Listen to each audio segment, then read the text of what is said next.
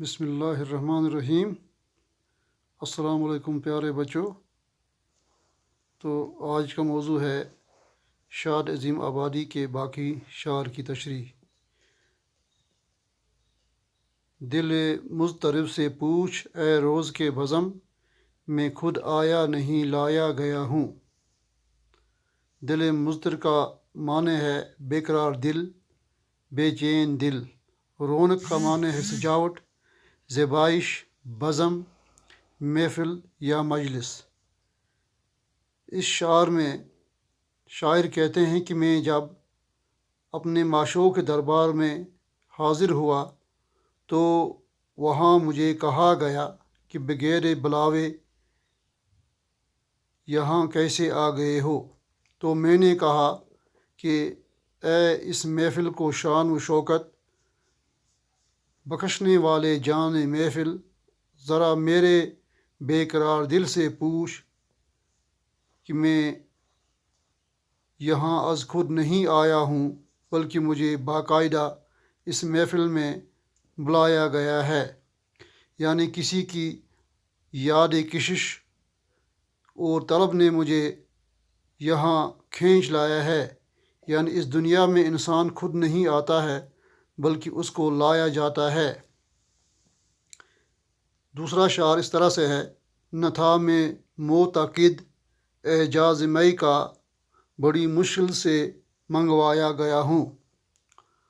تو مشکل الفاظ کے معنی اس شعر کے اس طرح سے ہیں، معتقد یعنی اس کا معنی ہے اعتقاد رکھنے والا، یقین اور اعتماد رکھنے والا۔ اعجاز کا معنی ہے معجزہ یا کرامت۔ میں کا معنی ہے بادہ یا شراب۔ اعجاز مئی کا مکمل معنی ہے شراب کے کرشمے یعنی شراب کے فائدے۔ منوانا کا معنی ہے تسلیم کرانا یا منظور کرانا۔ اس شعر میں شاد عظیم آبادی کہتے ہیں کہ پہلے پہل میں شراب کے کرشموں سے واقف نہیں تھا، نہ اس کا اعتقاد تھا، یعنی اس کی مدہوشی اور سرمستی کی مجھے کوئی واقفیت نہیں تھی۔ لیکن جب محبوب کی جدائی اور اس کی یاد کو فراموش کرنے کے لیے مجھے اس کا سہارا لینے کی تلقین کی گئی اور شراب پی کر مست ہوا، تب اس کی کرامت اور اعجاز کا قائل ہونا پڑا، کیونکہ شراب نے آخرکار میرے دل کو بہلایا اور محبوب کی یاد اور جدائی کا غم فراموش کرنے کا موجب بن گیا۔ اس طرح سے آگے دوسرا شعر ہے، کجا اے شاد دنیا، کہاں سے کس جگہ لایا گیا ہوں۔ کجا کا معنی ہے کہاں یا کیوں یا کیسے۔ شاد کا معنی ہے خوش و خرم۔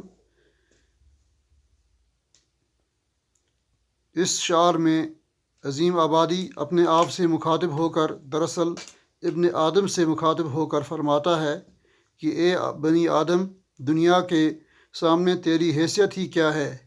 کہاں یہ دنیا اور کہاں تیرا وجود؟ اس دنیا میں لا تعداد مسائل اور الجھنیں انسان کو گھیرے میں لیتی ہیں۔